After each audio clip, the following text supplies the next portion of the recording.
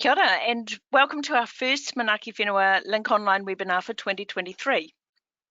This webinar focuses on the survey of rural decision makers, Manaaki Whenua's long-running survey that has now become a regular feature of the farming calendar. In this webinar, we will share some thought-provoking results from recent waves of the survey, and Pike will then provide a brief overview of some of the planning that has already gone into the 2023 survey. That will be run in June. I'll be back at the end to help with your questions, so don't forget to put them in the chat box as soon as you can. But over to you now, Pike. Great. So tēnā koutou katoa, ke Manaaki Whenua hoi Mahayana, ko Pike Stallman Brown tōku ingoa. Thank you for joining me online in the LINK seminar today. I recognize many attendees today, and I know that some of you will be very familiar with the Survey of Rural Decision Makers already. But I'm also aware that this is the first time that some of you will have heard about the survey. So I'll begin by giving a brief overview of the survey and its contents, just 3 or 4 minutes. And then I'll get into some of the results from the 2021 survey. I'll close with a little teaser for 2023 as well. The Survey of Rural Decision Makers began in 2013 when we were commissioned to survey dairy farmers in the Waikato, in Canterbury, and in Southland. Manaaki Whenua recognized the opportunity to better understand decision making not only in these regions, but across all of rural New Zealand. And we also strove to be inclusive, covering other types of livestock farmers, foresters, horticulturalists, and arable farmers, as well as dairy farmers, essentially the totality of primary industry. In 2013, we had 1,500 responses, and this has grown over the years, such that by 2021, we had 6,700 responses. And these were split roughly 50-50 between lifestyle block owners and commercial operators, whether they're farmers or foresters or growers. The survey is designed to be taken on a computer, but it's also been optimized for mobile devices. And in fact, now about a third of respondents complete the survey on a phone or tablet. And my guess is that that will only increase in the future. There are quite a lot of advantages to electronic survey enumeration. And for me, the most important one is branching, which means that questions that appear later in the survey can depend on answers to previous questions. So as an example of this, respondents will only see questions about excluding stock from waterways if they have both livestock and waterways on the property. So there were 131 questions in 2021, and most respondents saw fewer than half of them as a result of this branching. Nevertheless, respondents give an enormous amount of time to the survey, and one goal for 2023 is to keep the response rate high by reducing the length of the questionnaire. Here's a high-level overview of the survey content. Early questions focus on things like what and where of farming, ownership and structure, location, sector, land use.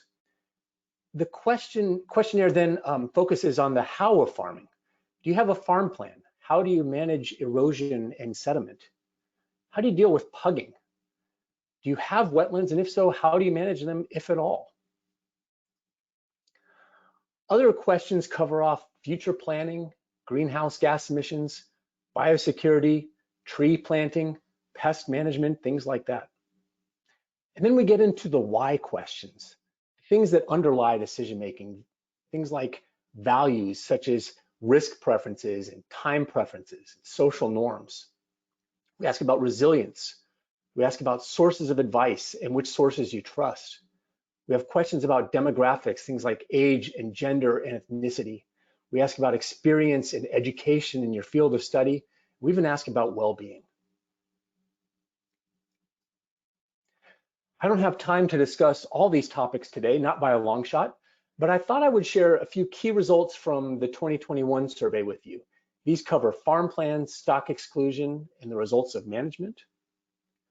We'll talk about farmers' own assessments of their environmental performance and compare that to expectations of industry. We'll talk about climate change and future expectations. We'll talk about well-being and stress, and we'll end by talking about lifestyle blocks and who their owners trust for advice. So let's begin by talking about farm plans. The survey included 3 questions about farm plans. The first was, do you have a formal written farm plan? In 2021, 43% of our commercial respondents said that they had a formal written farm plan. Among those that did, we asked, what type of plan do you have? And the most common response was an environment plan developed by industry. So examples of this would be things like the good agricultural practice in horticulture, or farm environment plan in arable cropping, or farm plan in sheep and beef. Others said that they had nutrient management plans, or farm financial plans, or stocking and crop management plans, or environment plans developed by councils. And on the far right there, you'll see holistic farm management plans, which covers all aspects of the farm business, including pastures and soils and livestock and biodiversity and biosecurity, water, carbon, finances, health and safety, everything. And they were used by about 4% of respondents. The dark green shading in this figure answers the third question. Is the plan independently audited? Most nutrient management plans and plans developed by industry or council are independently audited. Financial plans and stock or crop management plans are much less likely to be financially audited. The 2021 survey also asked farmers and foresters and growers what they thought of the standards expected by their industries. And the most common answer in all industries is strong, followed by slightly strong or extremely strong. So strong being this sort of light green, extremely strong dark green, and slightly strong this light green. So comparing this to how farmers and foresters and growers thought of their own environmental performance, which is the second panel here, you'll see that strong was again the most common answer, but that neutral and slightly strong were also common responses. In fact, while 79% of dairy farmers consider industry standards to be strong or very strong, just 60% consider their own environmental performance to be as high. And there's a similar story for arable farmers. We also asked about perceptions of environmental regulations from council and central government, and I think I'll leave that to the discussion if there's interest.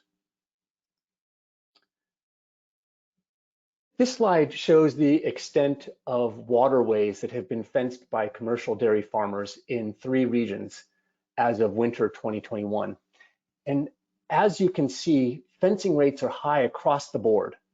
Although farmers reported that only 80% of major streams in Canterbury were fenced. These major streams, of course, are free-flowing, ankle deep, and more than 1 meter wide. Across the board, stock exclusion is much higher for dairy farmers than it is for sheep and beef farmers, and this is probably as we'd expect, not only because of some conditions, some companies' conditions of supply, but also because sheep and beef properties are typically much larger than dairy properties. Before I move on, I want to point out one notable finding, and that is that fencing of wetlands is really high for both dairy and sheep and beef farmers, especially in Southland. So regardless, we might ask how fencing of waterways has impacted environmental performance and overall management and profitability. In this figure, blue means higher, yellow means unchanged, and gray means lower. So among those people who fence streams, on average, they said that fencing waterways improved environmental performance and either improved or left overall management unchanged, and it didn't affect their profitability.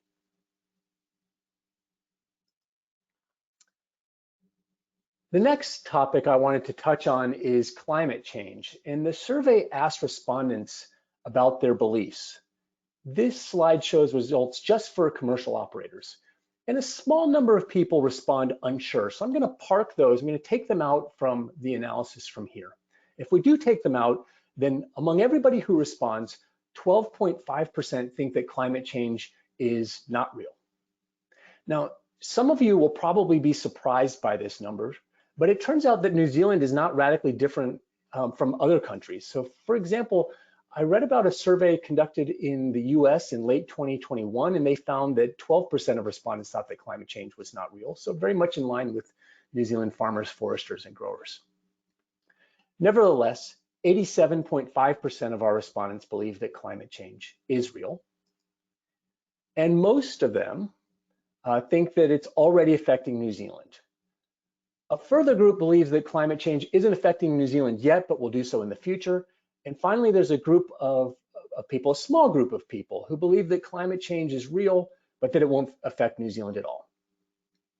So let's just take the 58% who believe that climate change is already affecting New Zealand, and the 25.8% who believe that climate change will affect New Zealand in the future, but isn't yet. And let's ask how respondents think their businesses will be affected. And that's what this slide shows for dairy and sheep and beef farmers put together, for horticulturalists, and for forest growers across the North Island. The first thing to note is that most people think that climate change will either have a somewhat negative or a balanced impact on their business. And you can see that from the relative size of the gray dots and the gold dots, gray being somewhat negative and gold being balanced. The second thing is that there's little consensus in beliefs. Let's just take a look at horticulture in the lower North Island as an example. This green dot shows the number of people that say that climate change will have a very positive impact on their operation. It's the green dot there. And the red dot, which is an identical size, are the people that think it will have a very negative impact on their operation. So not a lot of consensus there. The third thing is that some industries think that they will fare better than others. So for example, in the upper part of the North Island, horticulturalists are more positive about the effect of climate change than foresters are.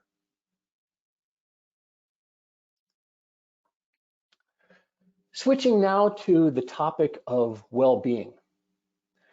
The World Health Organization developed a psychological inventory to measure well-being some years ago, and it has been validated and used in literally thousands of studies worldwide.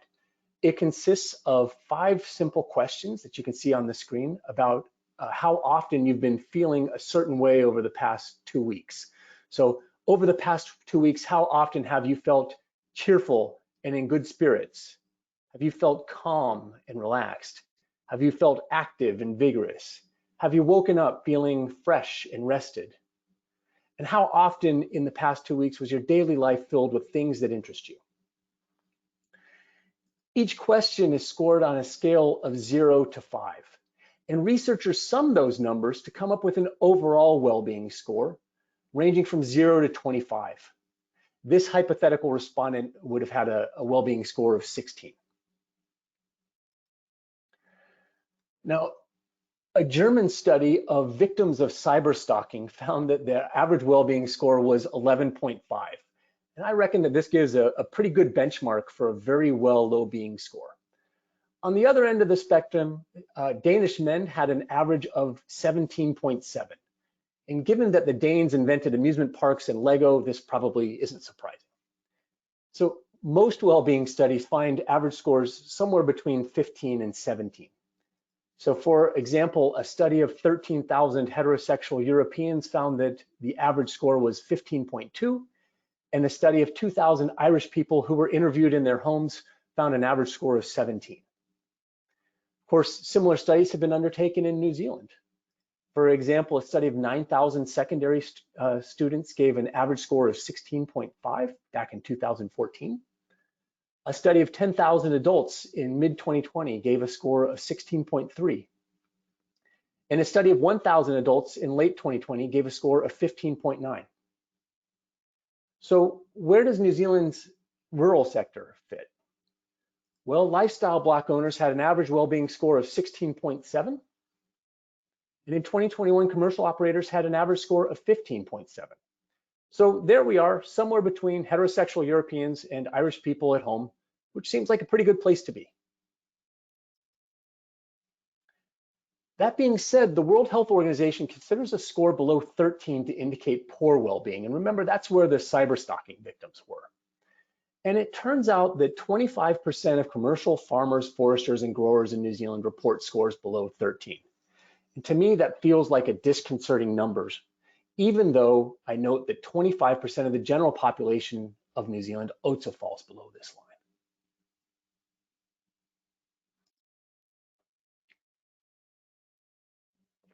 We also asked commercial respondents about their levels of stress. And 5% said that they felt stressed always, 17% said they felt stressed often, and 30% said that they felt stressed sometimes.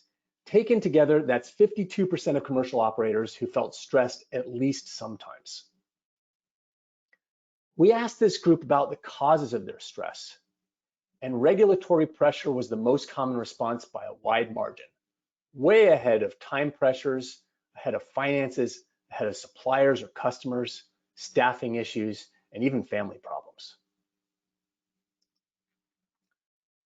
Looking at the data slightly differently, this figure shows the share of all commercial operators who said they experienced stress and who identified regulatory pressure as a primary cause. So for example, the 32% of foresters who are shown there said that they felt stress from regulatory pressure.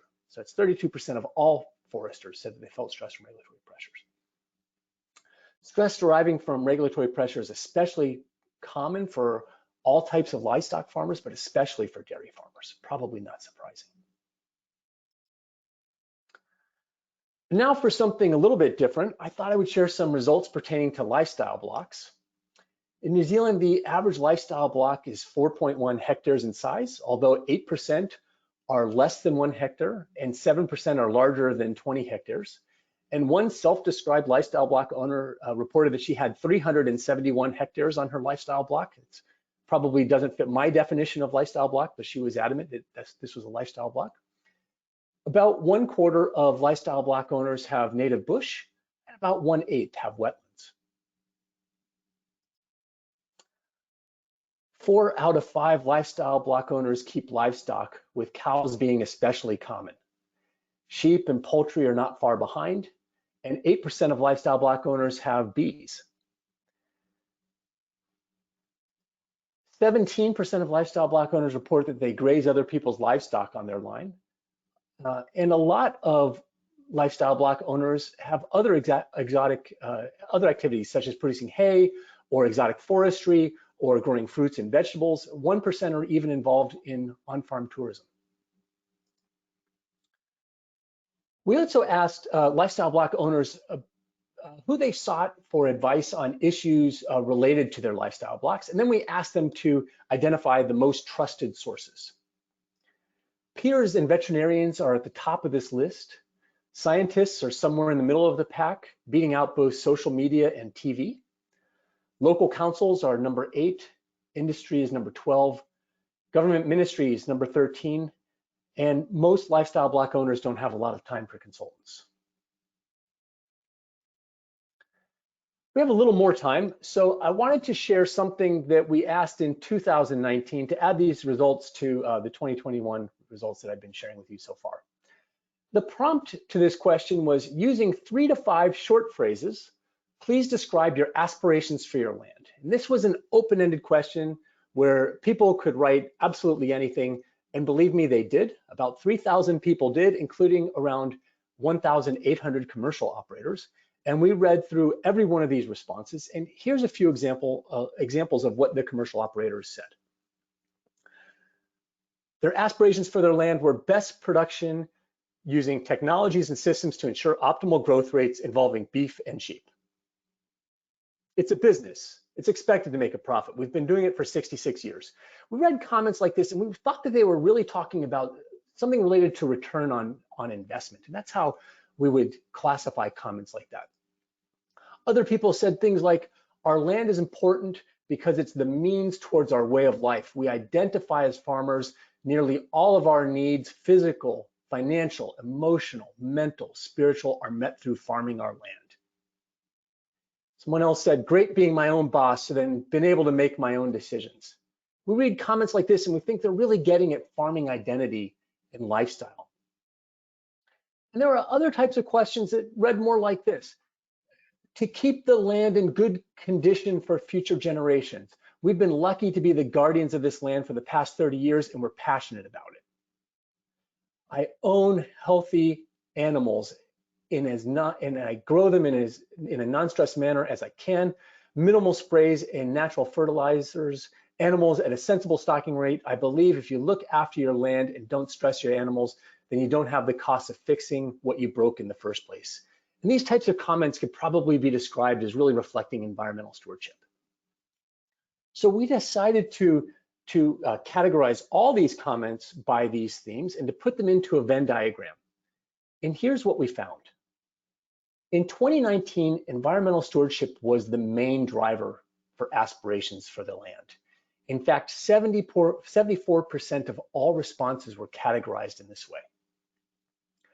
53% of responses described return on investment as a main driver. And among those that did, over 60% talked about environmental stewardship as well.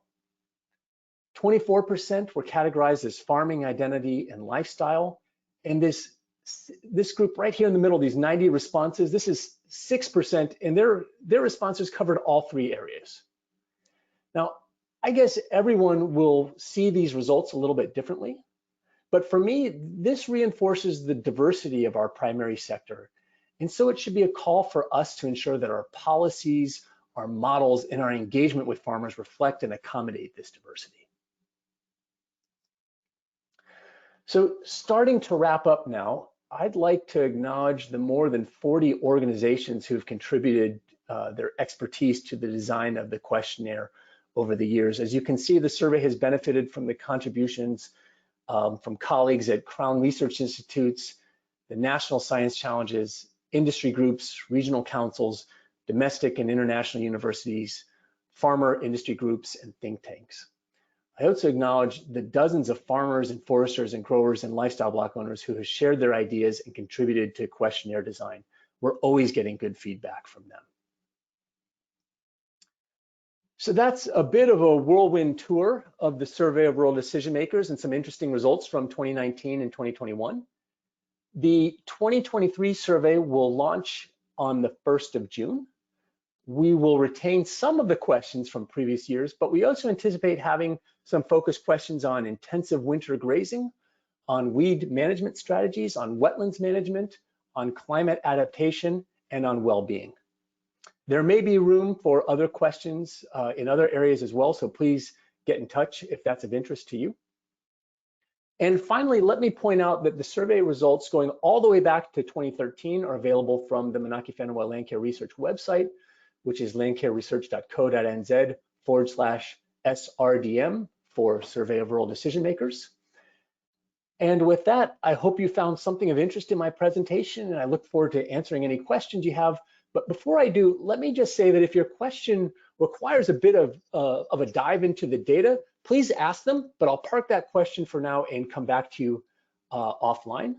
Nā mahi nui, and thanks for tuning in today. Kia ora, and thank you for that, Pike. Yes, indeed, there are quite a few questions that fit that category of kind of needing a bit of thought and maybe a review of some of the data. So I think I will try to avoid anything too tricky in this quick session that we've got here now. But one thing that you know, fascinates a lot of people about surveys is how do you get response rates like that? I'm not aware of any other surveys that that sort of achieve that kind of response rate. Well, thanks for that. It's a good question. And until the survey begins, I really don't have any idea whether we'll get 50 responses or 500 responses or 5,000 responses. And that's something that keeps me up at night. But we do work really hard to get a high response rate. And I think that really comes down to two key things. The first being information sharing, and the second being incentives.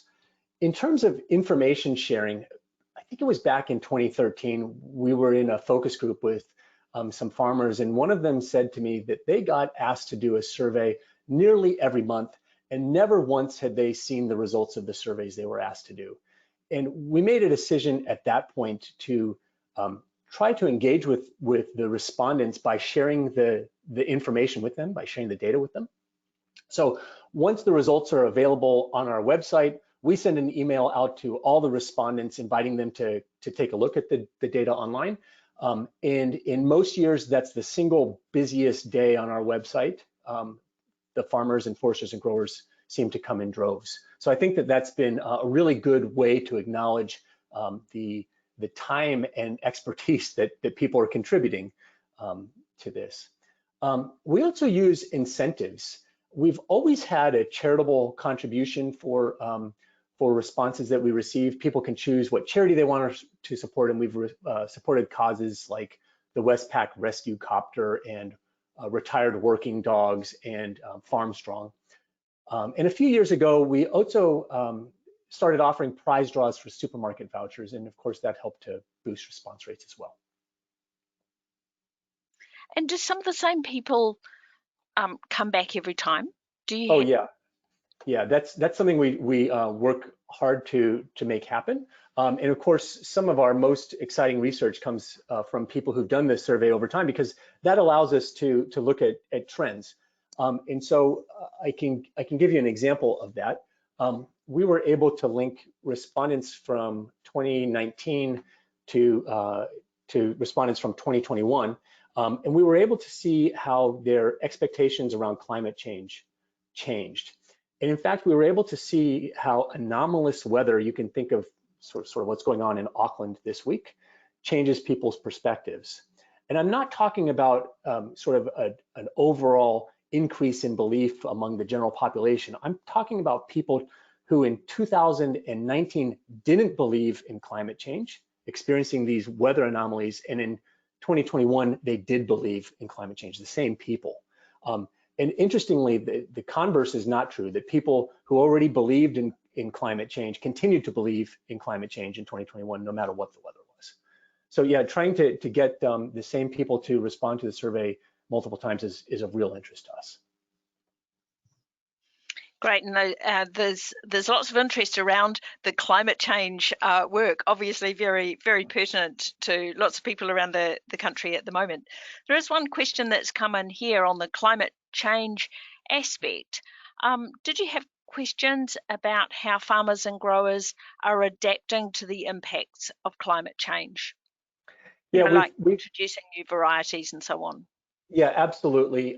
We've started to scratch the surface with that, and I realize that this is a really more important topic than we've given it in the past. And so one of the things we'd like to do with the 2021 survey is really focus a little bit more on adaptation. That's great. And the wellbeing questions have also, or that topic has generated a number of questions. Do you know which industries are particularly at risk around well-being from the survey?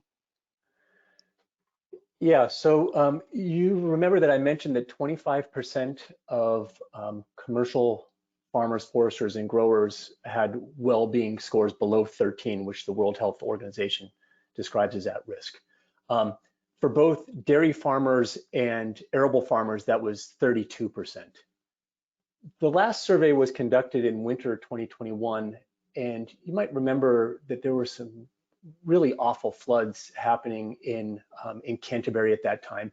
And I wouldn't be surprised if that was reflected in the low well-being scores, particularly for arable farmers.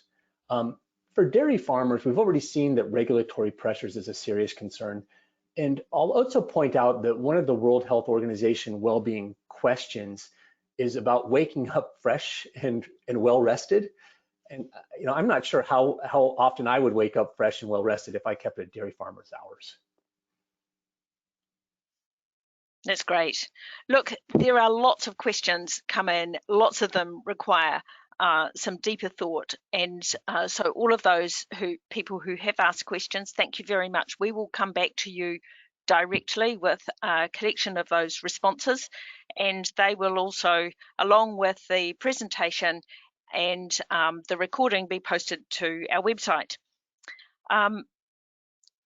There's also a link to the survey pages on our website where you can explore 10 years worth of this data and download some of the scientific information sheets and scientific papers that you will have heard referenced today.